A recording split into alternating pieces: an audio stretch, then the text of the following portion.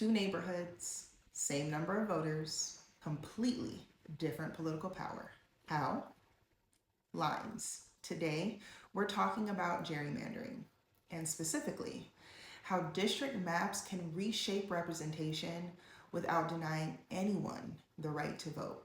Every 10 years after the census, states redraw legislative and congressional districts. In theory, districts should reflect population changes. In practice, whoever controls the map can influence who wins elections. Let's break this down clearly.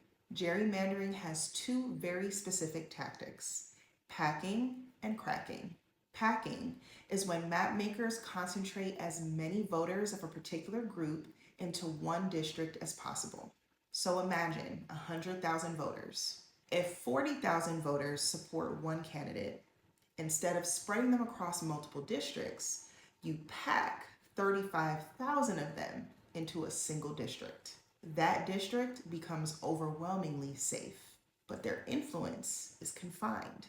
They win one seat instead of potentially influencing 2 or 3. Now, cracking is the opposite strategy. Instead of concentrating voters, you split them across multiple districts. Take that same 40,000 and divide them evenly into 4 districts. Now, they're the minority in each district. They can't form a majority anywhere.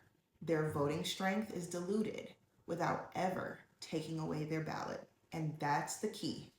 Gerrymandering doesn't stop you from voting. It reshapes how much your vote counts in determining representation. Power check. State legislatures typically draw district maps. Governors can veto them.